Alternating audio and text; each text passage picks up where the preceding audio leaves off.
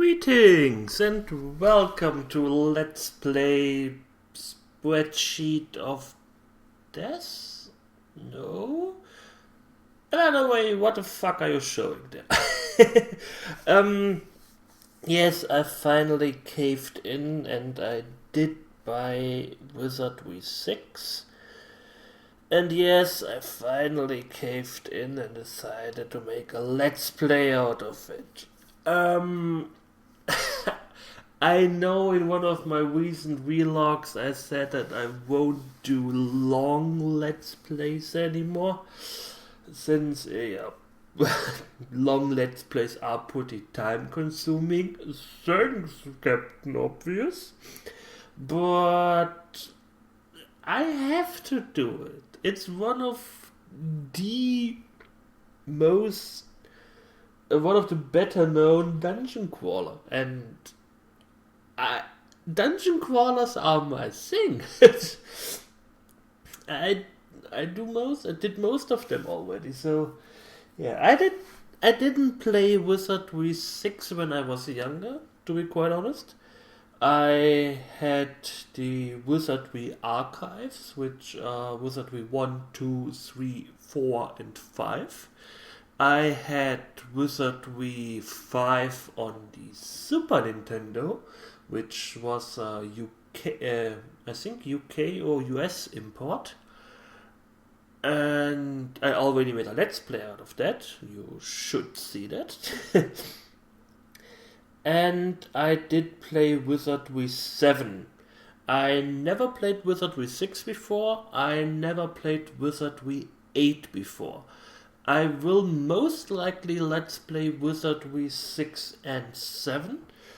And I didn't get Wizardry 8 yet in a window. You know my plight of Let's Playing, that I only do Let's Plays that I can get in a window. I'm pretty sure if I didn't really try it. I'm pretty sure if I really wanted to, I could do it. So anyways, what am I showing you here? One of my most favorite things I really love doing on old school RPGs is creating characters. Not really creating characters like, oh, this is Elvin Forrest song, the Elven Bard or something. I don't really put stories behind my character or something like that. And I also have a set names. I'm not one of who always creates different characters. It also happens in my World of Warcraft characters that they usually all sound the same or similar. I'm a huge fan of anagrams. I think I mentioned that before. I have Elanarae, Elanarae, Aranaele und Earanale. All of them are anagram of Elanarae. So 4 characters already. I had Zengala, and I think I once called her evil twin sister Alagnes, which is just a palindrome. So yeah, I'm not really good with names. Every time I create a new character and I need to get a new name, I'm always thinking, oh, what sounds good? Oftentimes I refer to something else.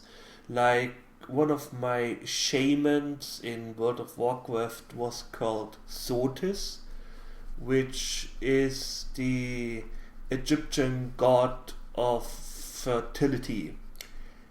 She was a restoration shaman, so it kinda worked out. My Pandaren monk, nun, it's a female, I don't know, is called Kyokili, I think it's a short version of dawn in Japanese. I'm not really sure. I found different. It's either dusk or dawn. I'm not 100% sure. And stuff like that. So yeah, I usually have my set amount of names on my old RPGs. I think I used most of them owing my what's its face Icewind Dale Let's Play. I have like Drake, which is pretty generic. I have Zengala, Elanarae, Melina, Serena, and so on. So yeah, I'm a numbers guy. I love numbers, and to show you my creative process, my creative thinking behind creating my characters in Wizardry 6, I did a lot of research, and every guide I read suggested on Wizardry 6 and 7 do class changes. In the Wizardry series, I also did this in Wizardry 5. You can change your class, and it is usually pretty beneficial because you keep quite a lot of the bony from your old class, especially if it was a casting class. You can still cast the spells, and you keep your hit points. And I think at least in Wizardry 6 your combat modifiers get removed, so I'm not 100% sure about that. But yeah, so it is usually put, and at least in the older Wizardry games, it is not like that in 8. Your experience gets set to 0. So you have a level 5 or 10 fighter, and let's say level 10 fighter, and you decide, okay, the fighter is becoming a lord now. So you have a level 10 fighter, level 1 lord, but the lord only needs really few experience points. So considering you are in the end game, you get quite a lot of level ups pretty fast. One guide suggested, and you will show this in my character later on, why I decided to do that. You have the class of bishop. A bishop is a hybrid. You can see this here. Bishop. A bishop is a hybrid of priest and mage. So they can cast priest spells, they can cast mage spells, but they get them about half as fast as the normal class. I think in this case it is like every even level you get one class spells, and every uneven level you get the other one. So I think it is 1, 3, 5 and so on you get priest spells, and 2, 4, 6 and so on you get mage spells. Could be the other way around, just to give you an example. And the guide suggested you create a priest character or a mage character, doesn't matter. You level them up to level 10, then you switch classes to the other. Like if you had a mage, you switch to priest, so you get more bang for your buck. And levels, you need the experience points increase exponentially. So when you have a level 10 priest and a level 10 bishop, so okay, the bishop needs a little bit more experience, it doesn't matter, both are level 10. You decided the priest becomes a mage now. You have a level 1 mage. By the time the mage reaches level 10, the bishop gained 1 level. So you have a level 10 priest, level 10 mage in one person, and a level 11 bishop, and this 1 level doesn't cut it. So it is a good idea to switch classes, which adds a little bit of challenge to the game, because you have to plan ahead. And when you change classes, you can see this here. Let's say you have a fighter. He has 12 strengths. You gain some levels, and suddenly you decide, okay, I want to play a priest now. And you have, let's move this down, you have a human. A human has a human male, this is all male stats. Males get more strengths, but less, I think, personality and karma than women. I don't know. Call it sexist. You may argue about that. I don't know. But yeah, so a male human has these stats, and a female human have 7 strengths and 1, I think, either piety or personality. I'm not really sure. Oh, I have to calculate this later on too. Yeah. Anyways, so yeah, okay. So you have a level 12. You have a level 5 fighter. He has 12 strengths, and he has 15 piety and 10 personality. Okay, so you decide to become a priest. Your stats get reduced to the maximum amount of this or the maximum amount of this. So if you have like a hobbit and you decide to become a priest, he gets certain personality, even if he had more before. If you have a hobbit with 20 personality and you switch to a priest, you go down to 13. You always have the minimum amount that's available here when you switch classes. So it is a good idea. These are the basic classes. You can see this because they have almost only 1, sometimes 2 minimum stats. And you have the elite classes. So it is always a good idea to switch from a basic class to a elite class. It is usually a bad idea to do it the other way around. So you have an alchemist and you decide to become a mage. You lose 1 intellect and you lose as many dexterity until you raise. Like if you play a dwarf, you have 7 dex suddenly. So that's bad. You shouldn't do that.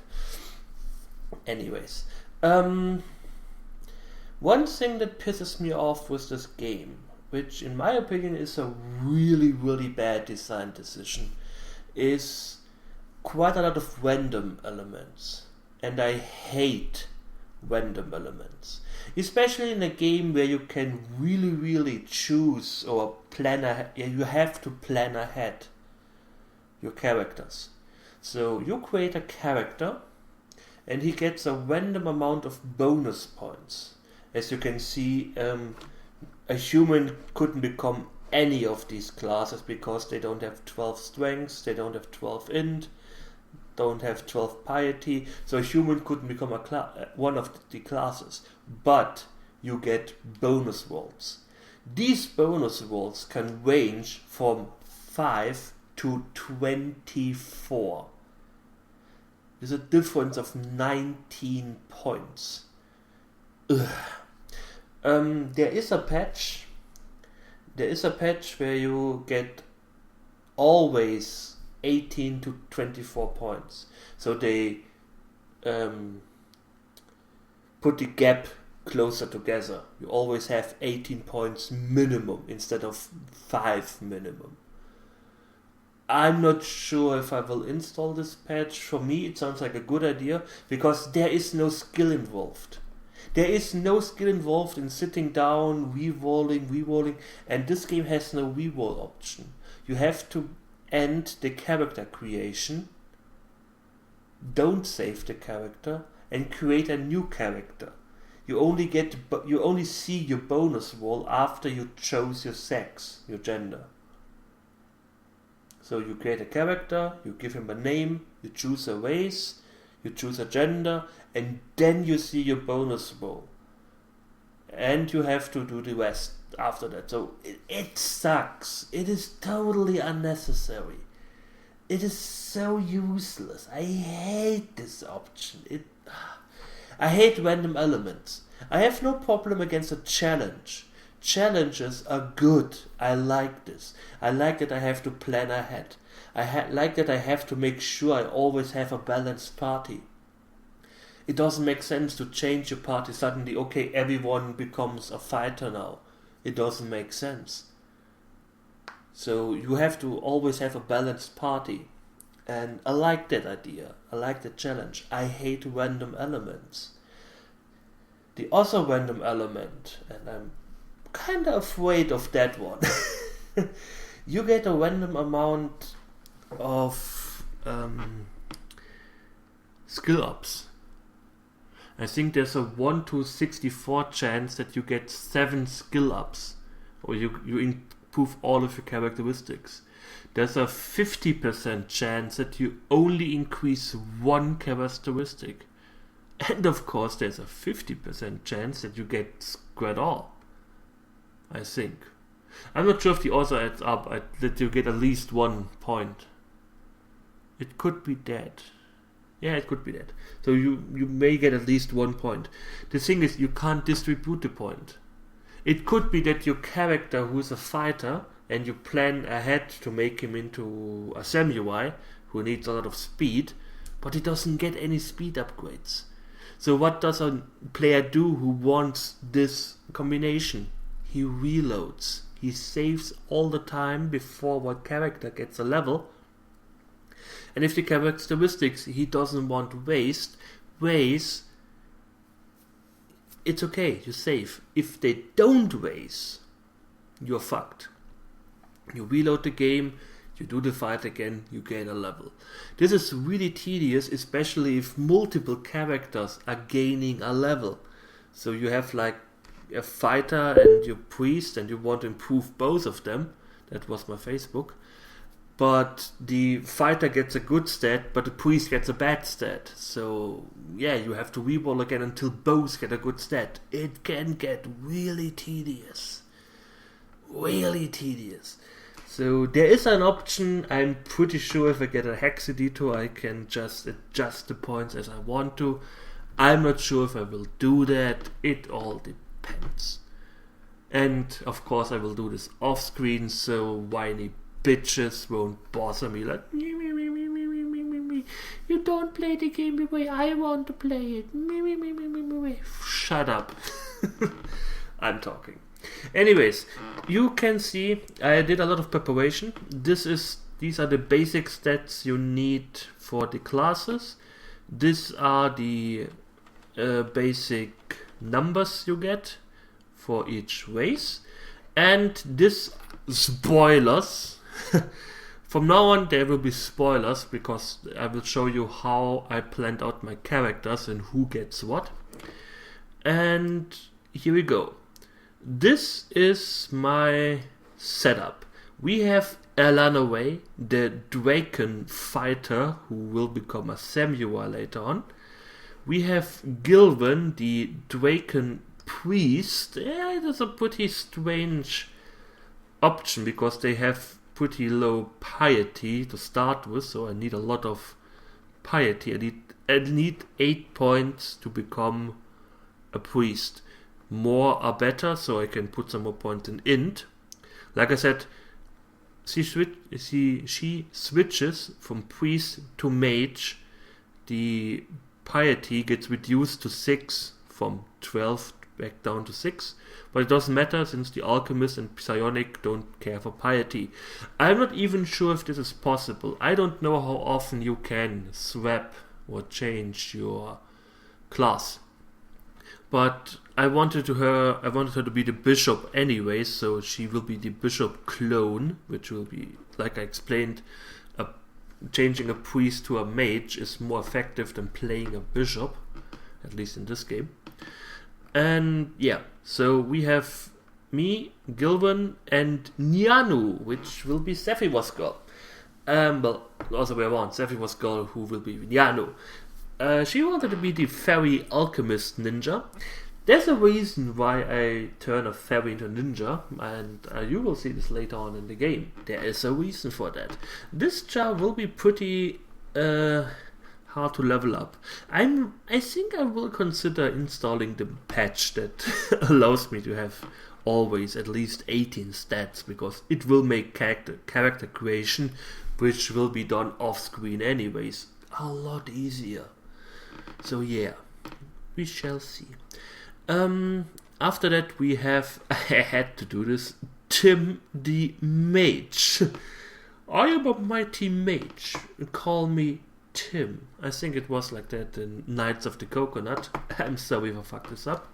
Who will become a samurai later on. You see, a samurai here is a mix of a fighter and a mage. So if he increases his mage skills and becomes a samurai, he can fight really, really well and use all of his mage spells. At least I think at level 3. And of course he needs to get higher, but yeah, he already has these spells.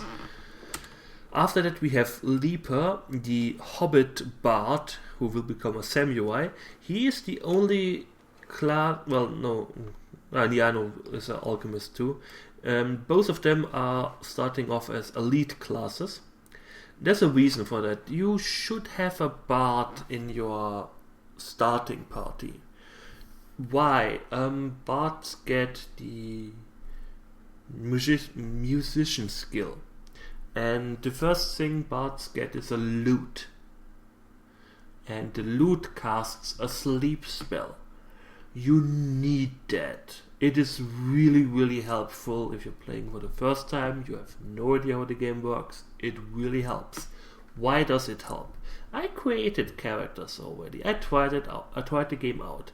I played the game, I got in my first encounter, it was a huge bat, and 2 of my characters died. You need, at least at the beginning, every little bit of edge you can get. And last but not least, we will have Ranseur. I wanted to make a fighter Valkyrie. Reason being, I wanted a second healer hybrid. He wanted to play a ninja. I didn't want to make him the fairy, since I already had in mind to give Sephiroth's girl that option. So I try my best to get a fighter lord ninja running. I'm not making any promises that you get to the ninja part. Okay? Okay. I had to cut down your name because the game doesn't allow that many characters. I think Elanarae will be called Elana, so you have to have this in mind. Okay, and that will be my party. I am not 100% sure it will be the most powerful party. Like I said, I read a lot of guides and they all suggested a different party. One even had a party consisting of, I think, 4 mages, or no, 3 mages, 2 priests and a bard, which is a really, really strange combination. But he said it is really powerful and you can beat the game on expert with that party and switching to, I think, doing bishop-like characters, which is okay. It sounds a little bit cheesy to me, so I won't do that.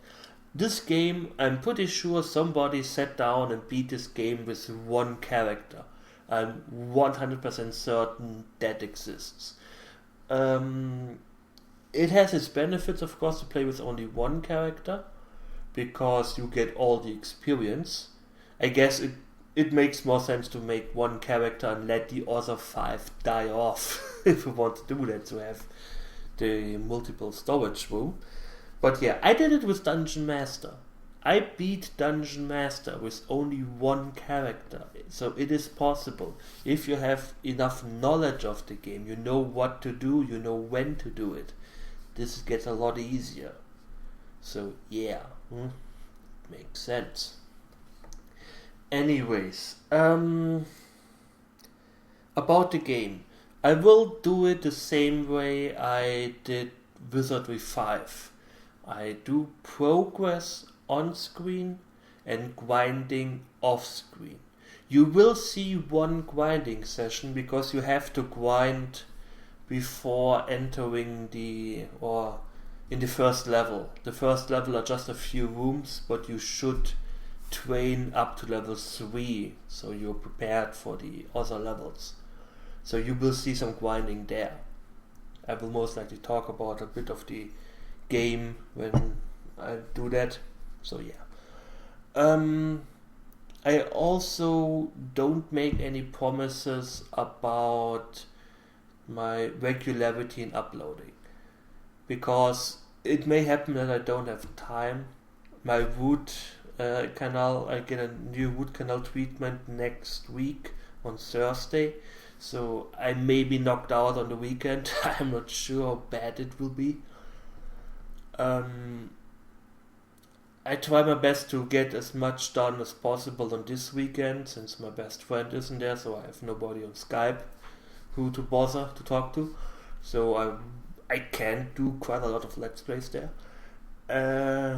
The grinding, like I said, will be done off screen, so it may be that I'm doing that during the week. I come home at 8 after work and I just grind for 1 or 2 hours. I love grinding in games. I don't know why. It is kinda my thing. As long as I see improvement or good improvement, I love grinding. I don't mind grinding in JRPGs, I don't mind grinding in Wizardry. I really enjoyed that. But in Wizardry 5 it was like 1 hour of recording progress, and I had 2 to 3 hours of pure grinding in between. That's why I had quite a powerful party, and I was able to progress really good, easy. So yeah, that's the so that kind of hinders my my limited time. Anyways, I am really looking forward to this. I'm not sure if I will do Wizardry 7 right afterwards. I kinda also still want to do the Might and Magic series, or carry on with that. Not 100% sure. Okay? Okay. Perhaps I will do some quickies in between. If you have some good games to suggest for quickies, let me know. I don't really know any good ones anymore. I have some Game Boy games I might play. Not sure. Anyways, I thank you for watching. I hope you enjoyed it. And we will see each other soon. So take care and goodbye.